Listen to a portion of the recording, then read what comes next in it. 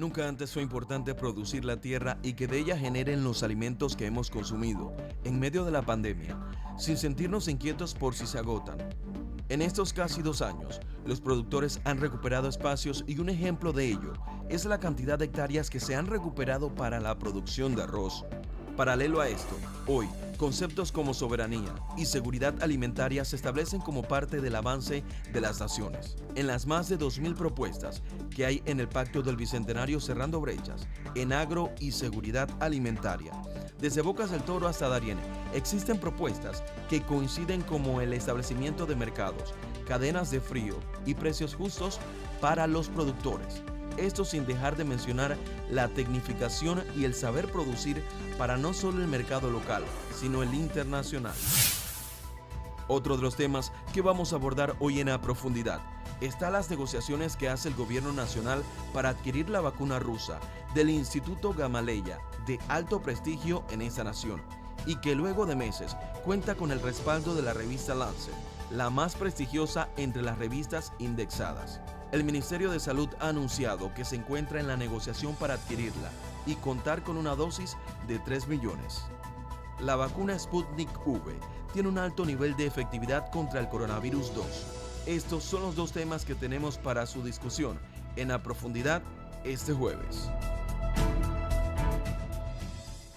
¿Qué tal, amigos? Tengan todos una muy buena noche. Bienvenidos a Profundidad. Como siempre, les saluda Carlos Iván Rivera junto a Jorge Luis Sánchez. Tal como lo hemos visto en la intro, vamos a tratar dos temas importantes. Pero Jorge, buenas noches. Vamos a iniciar de inmediato con el primer tema. Sí, gracias, Carlos. Vamos a comenzar con el ingeniero Guillermo Villarreal.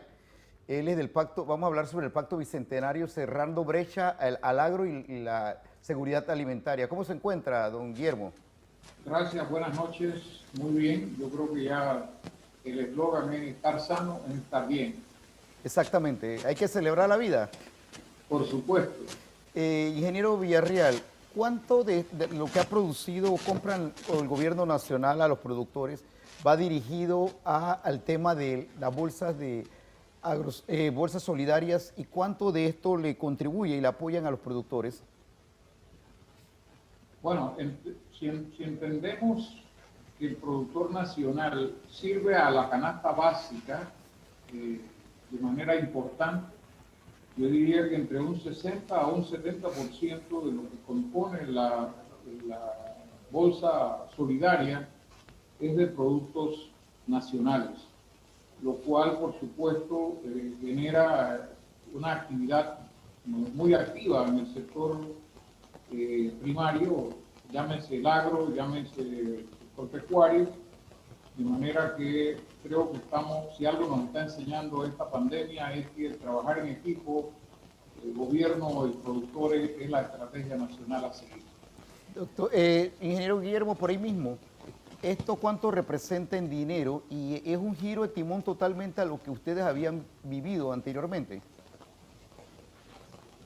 Bueno, mire, no tengo las cifras en este momento en que ha participado el sector productivo en dólares, pero le puedo decir que participamos ya en más de 1,5 millones de bolsas, lo cual quiere decir que si tomáramos como media que estamos dando, el gobierno está dando un auxilio solidario en alimentos promedio de $100 al mes, seguramente el productor nacional está participando en unos 60% de esta canasta, así que eso es una contribución importante. Ingeniero, buenas noches. El COVID-19 o la pandemia ha dejado al descubierto deficiencias en materia de salud, en materia de educación, pero en el tema del agro, que no ha parado durante esta pandemia, ¿qué mensaje nos podría decir usted que hace falta, qué debemos de seguir, en qué punto debemos fortalecer el sistema agropecuario de nuestro país? Y más aún cuando realmente durante este tiempo de pandemia, que vamos prácticamente a un mes para cumplir un año, se ha mantenido de pie, llevando alimento a toda la población panameña. Yo creo que lo más importante a resaltar, por supuesto, es el compromiso del panameño con el panameño que demanda alimentos. Yo no quiero hablar de héroes, porque héroes somos todos los que contribuimos a paliar de alguna manera esta pandemia en la que no se metió Panamá, nos metió un virus que todavía no se conoce a fondo el origen y es un tema planetario. Creo que eso es importante. Que Ingeniero, si es posible que suba un poquito el micrófono más hacia su boca para poner, exacto, así. Exacto, ahí, ahora sí. Gracias. Bien. Yo diría que si algo debemos de no olvidar después de pandemia es el compromiso que ha asumido el sector productivo panameño para que en Panamá se siga disfrutando la seguridad de los alimentos, sobre todo los alimentos frescos. Quizá aprovecho el momento para que hagamos un exhorto de conciencia nacional, y es de que cuando consumimos un producto panameño no solamente estamos recibiendo y consumiendo un buen producto, sino que estamos dando trabajo a conciudadanos, cosa que no ocurre cuando importamos los productos. Así que creo que el compromiso es de toda la sociedad para impulsar cada vez más al sector productivo de alimentos en Panamá, no solamente con miras a alimentar a los panameños, sino también hacer un sector nuevo de la economía que crece y crece para exportar. Ingeniero Villarreal, usted acaba de mencionar algo muy interesante, productos frescos. En las propuestas o las solicitudes que se hacen en el Pacto Bicentenario del Agro y la Seguridad Alimentaria, me llamó la atención que me encontré varias veces con una constante, es cuántas cadenas de frío existen, porque la población de Boca del Toro, Coclé, Veragua, Herrera reclaman la continuidad de estas cadenas de frío para preservar los alimentos.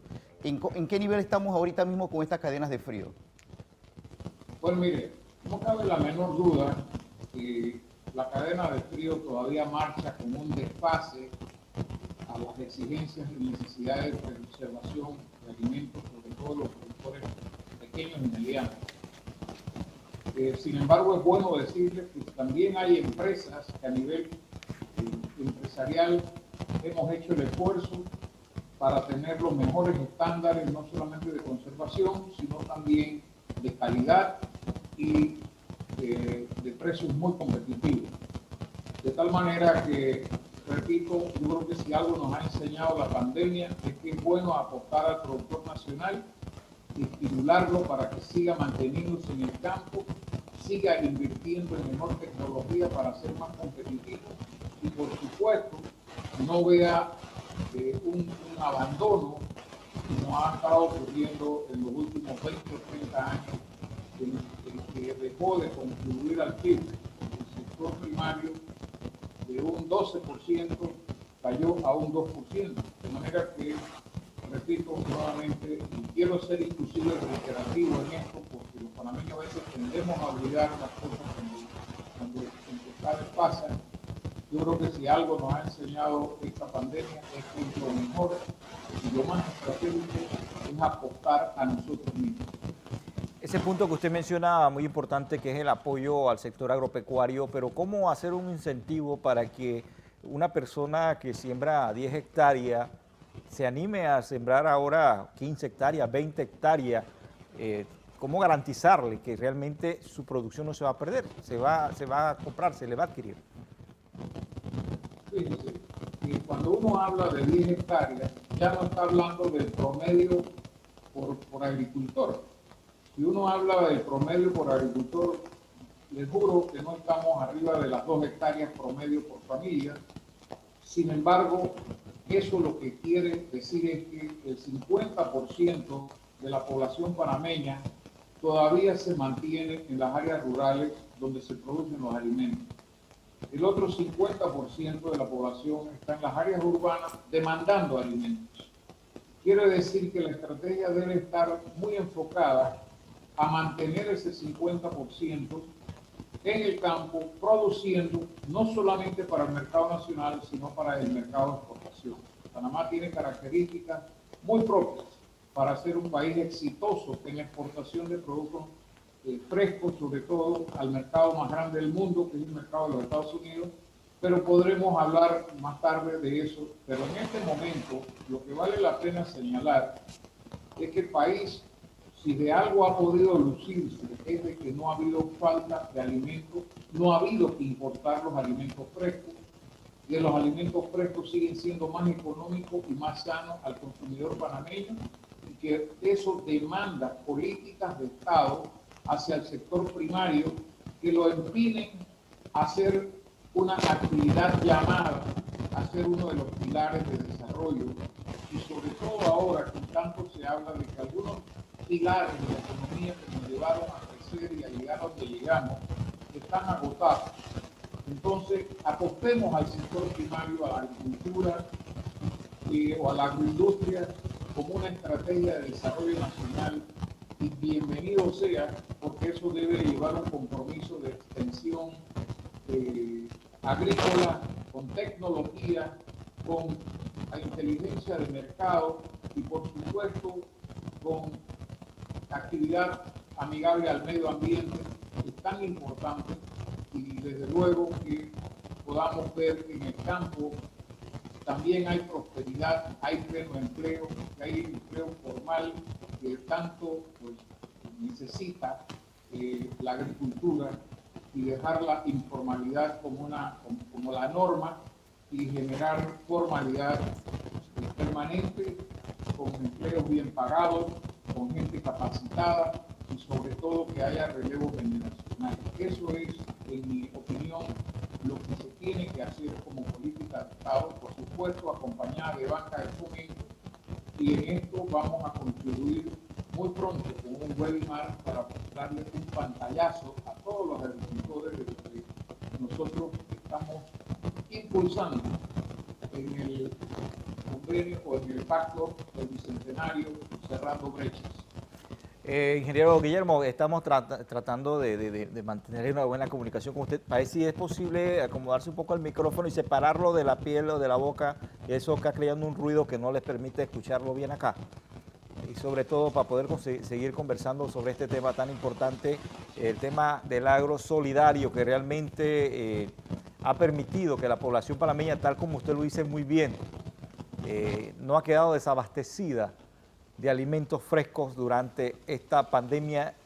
Y esto realmente, Jorge, nos llama la atención porque es un sector que no ha parado, ha continuado el trabajo y sobre todo ha mantenido el abastecimiento. Y tal como lo mencionábamos hace un momento, Jorge, la temporada de huracanes que nos afectaron dos, ETA y OTA, tampoco afectó fuertemente a este sector porque se mantuvo en ese tiempo la producción. Sí, le diría al ingeniero también que no se trate de mover porque algo nos está ocasionando un ruido ahí aparte de la voz que se pierde.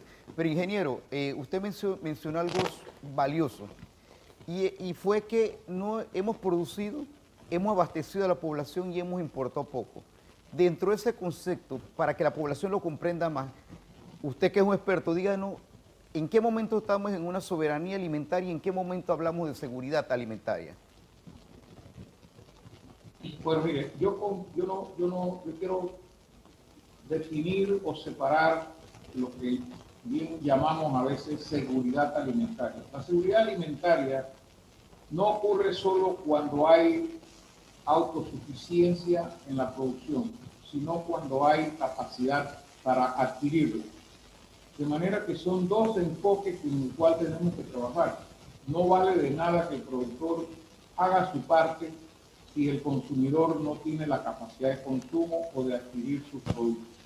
Creo que tenemos que trabajar integralmente, y lo que debe quedar claro, no solamente para el agricultor, sino para las tomas de decisiones de carácter político, que tienen que llevar un compromiso, pero un compromiso de corto, mediano y largo plazo, de aprovechar toda la potencialidad que el país ofrece en materia de suelo, en materias geográficas, en materias de clima, para poder hacer una agricultura eficiente, competitiva y de alta calidad.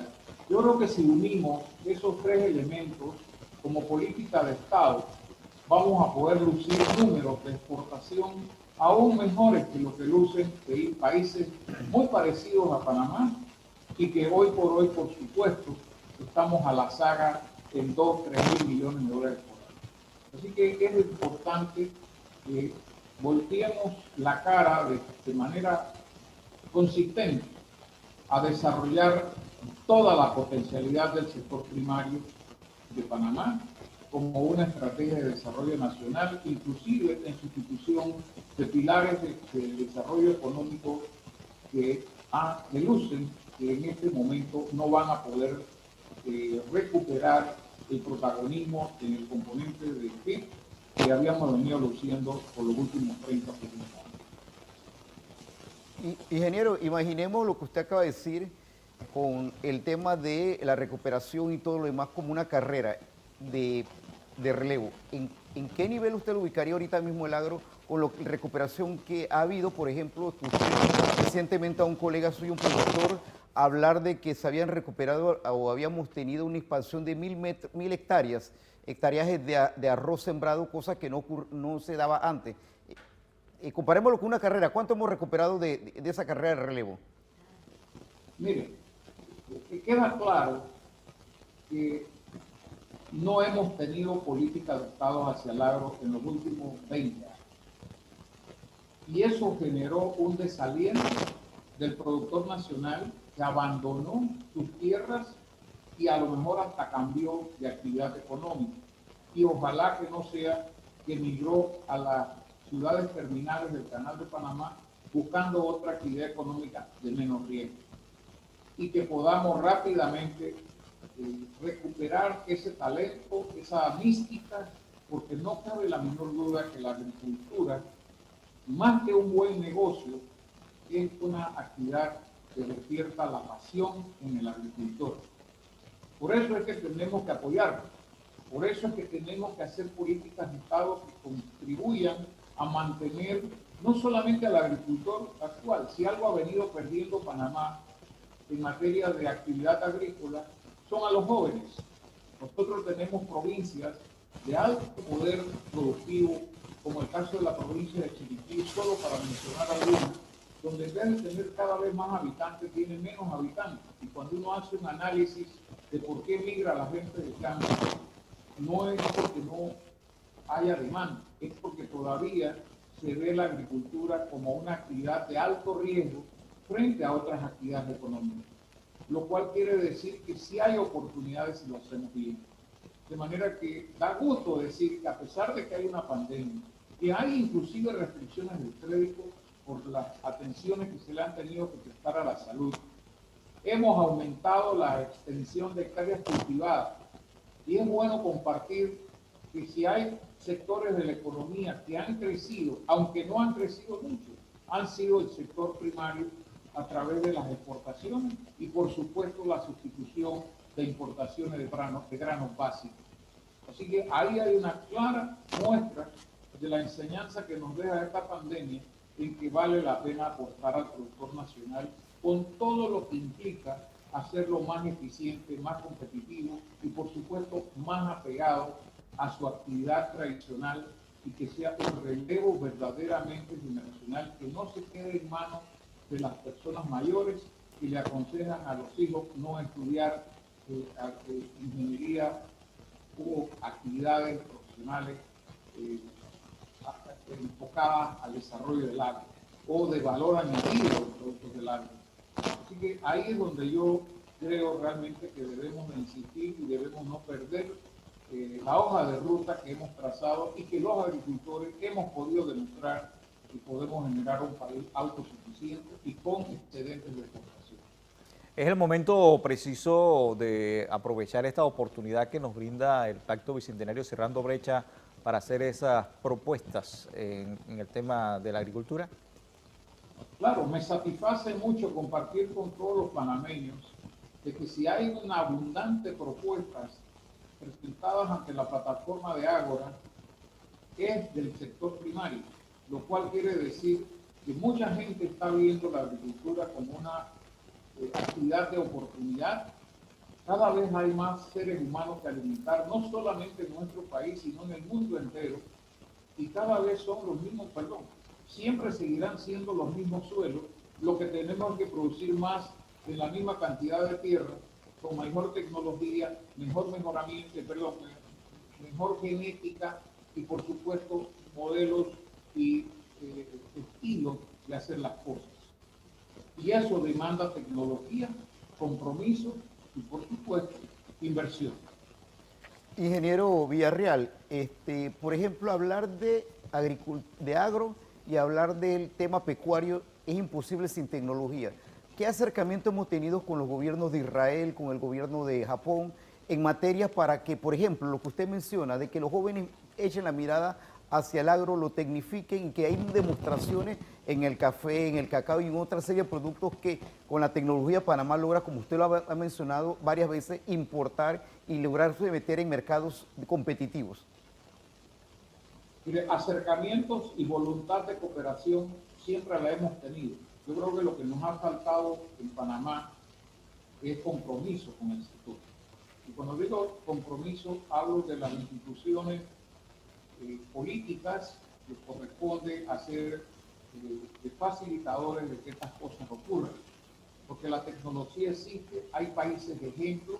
Usted mencionó a Israel, pues uno se tiene que quitar el sombrero frente a Israel, porque ojalá quisiera tener Israel, primero, la cantidad de suelo que tiene Panamá con vocación agrícola.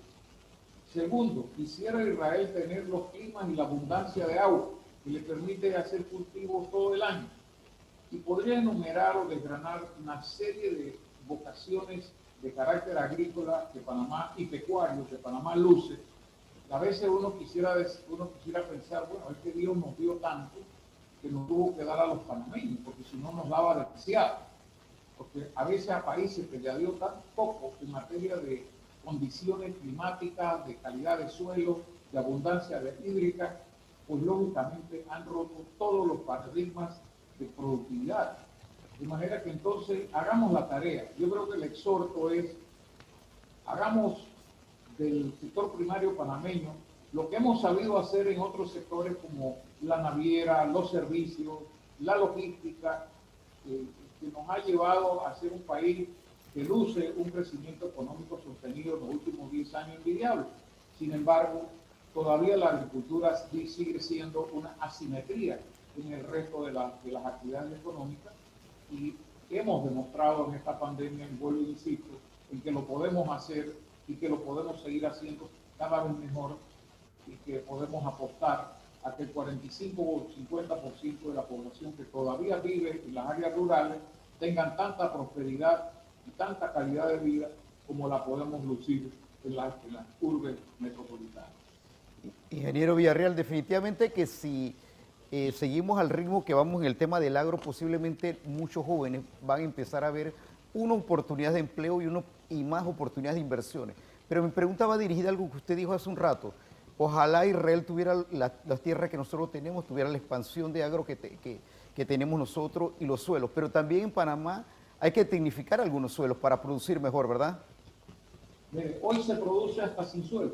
Todo lo que se llama actividad agrícola hidropónica ya no entra en la ecuación ni siquiera la calidad del suelo, lo cual con tecnología no solamente no se agota suelo, no se interviene el medio ambiente, no se mal usan los recursos hídricos y se potencia una productividad 5 veces o 3 o 4 veces más por metro cuadrado, porque también maneja las variables negativas del comportamiento climatológico, que en este momento, pues con el cambio climatológico se convierte en un riesgo a veces difícil de predecir, pero que en agricultura, en ambiente controlado, pues bajan tremendamente los riesgos de cultivo. Y Panamá, lo que sí le puedo decir es que luce los climas asociados a actividades agrícolas, particularmente la horticultura, la ganadería, muy ventajoso en materia climatológica, en materia hídrica,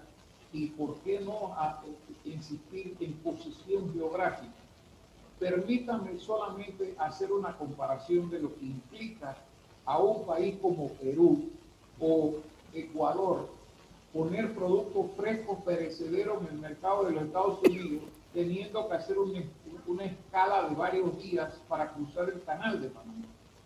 Bueno, esa es una ventaja tremenda que tiene geográficamente Panamá de accesar a los mercados de la costa este de los Estados Unidos, porque en 2 días y medio de navegación tenemos productos en el mercado más grande, más exigente y que nos puede comprar 5 veces toda la capacidad que pudiera generar de productos alimenticios frescos, porque el gran target, el gran reto es que la gente cada vez quiere comer más productos frescos, con menos invasión agroquímica, y por supuesto que eso solamente lo puede lograr si la producción se hace muy cerca a su frontera. Y yo quisiera insistir en que el mercado lógico para Panamá en materia de productos perecederos debe ser los Estados Unidos. Bien, señor Guillermo Villarreal, ingeniero, gracias por conversar con nosotros esta noche sobre el trabajo que realiza nuestro país, mayormente en estos precisos momentos de pandemia, en donde realmente el sector agropecuario ha dado la cara, nos ha mantenido abastecidos de alimentos, pese a todas las situaciones que se han dado, porque estamos tomando en cuenta lo que pasó en el mes de diciembre con los huracanes, que realmente afectó los caminos de producciones, mayormente del área en la provincia de Chiriquí. Muchas gracias por estar con nosotros esta noche y sobre todo, ¿no?, su punto de vista muy importante sobre el sector agropecuario de nuestro país. Gracias a ustedes, les agradezco mucho, y también a todos los productores nacionales.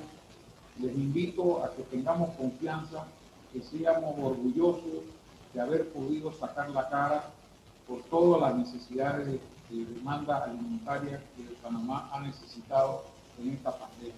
Y los exhorto a que no perdamos la fe, sigamos apostando. Panamá nos necesita y yo creo que juntos lo vamos a hacer mejor. Muchas gracias. Muchas gracias a usted por estar con nosotros esta noche. Jorge, realmente me quedo con uno de los mensajes que realmente mencionaste, y es crear ese interés en los jóvenes de que el trabajo de la tierra, lo que es producción agrícola, deja y es un modo de vida. Quizás muchos jóvenes no están siguiendo los pasos quizás de sus padres, de sus abuelos, de sus familiares, porque en un momento dado se descuidó el sector agropecuario de nuestro país, y esto conlleva de que ellos emigraran a otro tipo de actividades, estudiaran otro tipo de carreras y abandonaran de esta manera lo que tiene que ver con el sector productivo, el sector agrícola. Claro, Carlos, y definitivamente el ingeniero Villarreal, como lo ha mencionado también el ministro de Desarrollo Agropecuario, Augusto Valderrama, y el viceministro, Carlos Roñonian, siempre lo han reiterado, es una respuesta común. 24/7 ha estado trabajando el agro durante la pandemia, es el único renglón de la economía que no ha parado, por lo que la comida, por ejemplo, en el plato del panameño no se ha perdido. Y yo hace un rato, cuando hacíamos un live para las redes sociales, nos preguntábamos qué hubiera sido de Panamá si hubiéramos dependido de las importaciones cuando se cerraron todas las fronteras, Carlos. Definitivamente no hubiéramos tenido problemas con el arroz, con la cebolla, con una cantidad de productos que estamos importando. Hoy se importan parte de esos productos cuando son necesarios, cuando el productor mismo dice no tengo suficiente para cubrir el mercado nacional, como ocurrió para el mes después de diciembre, de la fiesta de diciembre, con la cebolla, que producto del consumo del panameño tumbajo, hubo que importar cebolla para inicio del primer trimestre, Carlos. Y lo segundo, por ejemplo, que creo que si tecnificamos, seguimos los pasos, por ejemplo, de la producción de café, de cacao.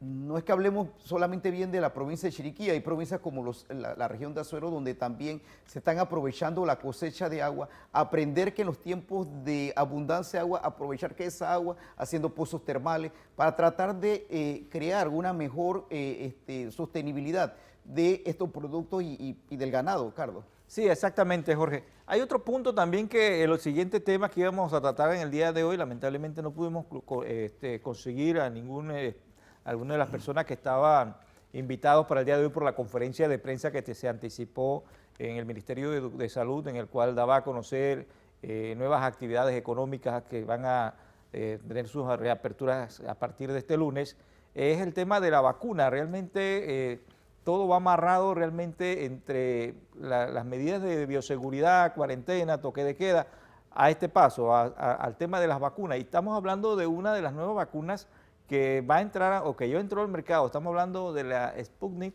la vacuna rusa, que realmente ya se está distribuyendo en varios países de la región. Podemos mencionar entre ellos Argentina, Chile, México, y Panamá también está haciendo los trámites necesarios y correspondientes para también de alguna otra manera encontrar la forma de traer esa vacuna a nuestro país, Jorge. Sí, Carlos, en el día de hoy, por ejemplo, como tú lo mencionas, íbamos a tratar de tener a una persona experta en el tema de las vacunas. Sin embargo, por la conferencia de prensa donde se anuncia que a partir del lunes el toque de queda de 9 de la noche 10. a 10 de la 10 a noche, 4, sí. 10 de la noche a 4 de la mañana. Se abren las floristerías a partir de mañana para la venta delivery o venta no presenciales para las fiestas que se aproximan del Día de la Amistad y del Amor. Y otra serie de actividades se comienzan a abrir producto de que ha comenzado a bajar los índices de contagio y la cantidad de fallecidos, aunque la población no lo ve. Y lo interesante, Carlos, es que, por ejemplo, y creo que es bueno mencionarlo, que Alemania, un país que adquirió la vacuna, ha comenzado a vacunar altamente a su población. E Inglaterra, por ejemplo, hoy leía que Alemania, pese a que ha comenzado a tener pico de descendentes de los contagios, va a mantener hasta el marzo la cuarentena de la población. ¿Por qué? Porque hay una serie de mutaciones del coronavirus que aunque se tiene una leve seguridad de que la vacuna pudiera cubrirlos, el gobierno británico prefiere mantener en cuarentena, en encerramiento, como ellos le dicen, a gran parte de la población. En Israel se ha logrado vacunar ya a un casi más de 3 millones de personas, muchas de las cuales 1 millón y tanto están vacunados con la doble dosis de Pfizer, de la vacuna Pfizer. Tú mencionabas algo importante, nosotros en Panamá no habíamos hablado de la vacuna Sputnik 5, que el nombre nace de uno de los satélites, primer satélite que se puso en órbita. Pero lo interesante es, Carlos, que el Instituto Gamaleya, que es el que produce esta vacuna, en Rusia, tenía una tradición desde mucho antes de la Revolución Rusa y posterior a la Revolución Rusa bolchevique la acrecentó, y es que no brinda información. La responsabilidad de los países occidentales, mucho de eso y lo hablamos durante la transmisión que tuvimos en las redes sociales, es que muchos de los países, entre ellos Panamá, por ejemplo, se aplica mucho el que los medicamentos, la vacuna y todo lo que se produce a nivel mundial por los investigadores científicos tenga una serie de información en las revistas indexadas, se hagan comentarios, se demuestre la efectividad en las distintas fases de la vacuna. Por ejemplo, por eso la vacuna de Pfizer-BioNTech, la vacuna de AstraZeneca, la vacuna de Oxford, por ejemplo, demostrar una capacidad de ir cerrando las diferentes fases con las poblaciones que le iban practicando la vacuna. Sin embargo, esta información no la rendía la vacuna Sputnik 5, quinta. Eso demoró un poco la observación y somos parte de un serio conglomerado en el área occidental de lo que ocurre con los Estados Unidos, la FDA. En Europa es la EMA, que es la que aprueba la vacuna, pero sobre todo Panamá se mantenía hasta el día que la revista Lancet, una revista de alto prestigio médico, emitió opiniones favorables a esta vacuna, diciendo que el 91% tenía de efectividad. Esta vacuna se da en doble dosis de 26 días, pero se cree que la primera dosis cubre hasta más de 40 y tantos días y puede brindar una protección completa a la población que se la inocula. Y uno de los puntos también que ha favorecido esta vacuna, la Sputnik, es que en las entregas que ha realizado mayormente a los países de Occidente, hablamos también acá de los países de América del Sur y parte de Norteamérica, donde también se ha entregado, es que están entregando dosis superiores a 100.000, 200.000, 300.000, a diferencia de lo que está entregando actualmente la Pfizer. Y hablando de la Pfizer, Jorge, es importante destacar que también se anunció que a partir de este 15 de febrero se iba a retomar las entregas de vacunas por parte de la Pfizer y que también se suman la de AstraZeneca, quien también va a iniciar el proceso de entrega de vacunas a través del mecanismo COVAX. COVAX es un mecanismo que se creó para evitar que los países más pobres, las regiones de más difícil acceso a estas vacunas o que tienen deficiencias económicas no sean vacunados. Entonces COVAX lideriza este sistema o este mecanismo para no solamente trabajar con AstraZeneca, también puede trabajar con Pfizer, puede trabajar con Sputnik. Ellos van a entregar cierta cantidad de vacuna a este mecanismo y el mecanismo se va a encargar de distribuir. En el caso de Panamá se anunció de que ya se van a entregar, no se ha definido la cantidad exacta, pero sí se habla de arriba de 800,000 o quizás puede llegar hasta el 1.000.000 de vacunas por parte del mecanismo COVAX, que hay que destacar aquí también la labor que hizo el gobierno nacional, que de una manera anticipada se inscribió a este mecanismo, como lo hizo Colombia, como lo hizo Costa Rica, como hizo varios países de la región. Pero, por ejemplo, el mecanismo COVAX va a entregar vacunas gratuitas a países como Nicaragua, a Honduras, no recuerdo otros nombres de la región, pero sí a estos países que realmente hasta la fecha no han logrado un convenio, un contrato con ninguna farmacéutica, entonces ellos van a iniciar este proceso de vacunación a través de las vacunas que proporcione el mecanismo COVAX. En el caso de la vacuna de Sputnik, que es la rusa, que usted menciona muy bien toda la trayectoria que tiene que ver con el tema del control, fabricación, no se había publicado y cuando lo hizo Pfizer, ellos anunciaron, Rusia anuncia que tiene el Sputnik, pero no se tenía documentación de ella, por eso se creó también algún tipo de alarma. Hay poblaciones, por ejemplo, en México, que dicen que no se van a vacunar, pero creo que se generó a raíz de esta situación, pero ya se entregó la documentación. Mencionas muy bien, la revista Lancet dio información muy importante sobre la efectividad de la vacuna en contra del coronavirus. La otra ventaja que tiene esta vacuna también que su cuidado o el mantenimiento en cuanto al frío es inferior al que requiere la vacuna de Pfizer, que el Pfizer requiere mantenerse menos 70 y la vacuna Sputnik creo que está aproximadamente en menos 7, menos 5. Entre 7 y 8. Sí, exactamente, Carlos. Tiene un porcentaje inferior en cuanto a la que es su conservación. Esto también es una ventaja, ¿no? Porque permite quizás que se dé un mayor control o distribución de la vacuna. Un mejor manejo. Exactamente, y entonces Panamá en estos momentos se mantiene en las negociaciones llenando toda la documentación necesaria para poder lograr un acuerdo, llegar a un acuerdo con la vacuna Sputnik. El ministro de Salud, Sucre, habló de 3 millones de solicitud que se está hablando con el gobierno ruso para tratar de traerlas a Panamá y vacunar a una alta población. En la etapa sería casi un 80%, 90% de la población panameña. Pero lo interesante era que había interrogantes, por ejemplo, cuando tuvimos el live en las redes sociales, una persona, una joven creo que una señora, nos preguntó por qué la vacuna de Sputnik quinta y la vacuna de Pfizer mantienen diferencia de precio. En realidad la vacuna de Pfizer no se conoce concretamente el precio, pero la vacuna Sputnik cuesta $10 en el mercado internacional. Ella decía, ¿por qué estos precios dispares? Bueno, es el mercado que existe, es la manera en que se ha conseguido. Por ejemplo, lo mencionamos la semana pasada, Israel logró comprar la vacuna a un precio superior a la que lo han comprado la mayoría de los países, la de Pfizer, por lo que tuvieron la primera cantidad de embarque de vacunas y han logrado vacunar, como dijimos, a más de 3 millones de personas. Es el país que se mantiene a la cabeza en la vacunación de la población, pero lo importante es que Israel, y lo repetimos, mantuvo un acuerdo con Pfizer no solamente de pagar más, sino de indicarles a ellos el progreso de la vacuna en la población. Hoy Israel puede decir que tiene más del 50% de su población controlada con el coronavirus, tiene un descenso completamente en los índices de contagios. La población adulta mayor es una de las poblaciones que está más vulnerada como en la mayoría de los países y hoy presentan un mejor panorama. Carlos, la vacuna Sputnik definitivamente todavía se está a la espera de que se concreten los acuerdos con el gobierno ruso para aprobarla. Es una vacuna, como decíamos, que a diferencia de la de Pfizer y otras vacunas, no está hecha de la misma manera, está hecha con el virus en una etapa